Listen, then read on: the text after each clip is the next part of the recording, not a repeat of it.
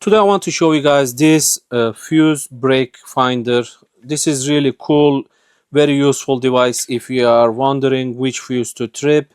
So this is really helpful. You can just find it one shot. You will be able to plug this in plug, or if you are looking for a lamp, you can just put this on the lamp socket and you can just place this inside this and you can still continue doing the same. Very easy operation. Once you plug this in, you will see the current voltage, and if there is any issue it will tell you. And once you are ready, you will take this and go next to the breaker. Let's go ahead and do that. So as you can see right now it shows 0 volt, and you can see it's 120 and it says it's correct. So let's go next to the I can also show you guys, this is like GFCI. You can test, you can see it just shut off the light. I can just press it and you see it just works really nice. So once you are next to the panel, what you need to do, you will just turn it on and put it in learn mode.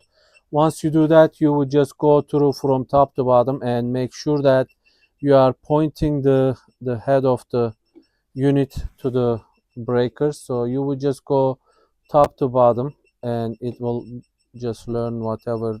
So after that you will just push it on scan mode just like this, and then you will do the same thing. You will just go from top to bottom and find your breaker.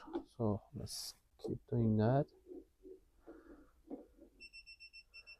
As you see, it just shows GFI garage, and that is the one. I just by mistake pressed it button. You can see it just lights up, and that is in fact the correct one. It also has the label GFI garage, so that is pretty accurate. You can see top, bottom, middle. That's what we want. So overall it works really well and it is accurate. As you guys see, it's fine. I hope you guys found this useful. Thank you for watching.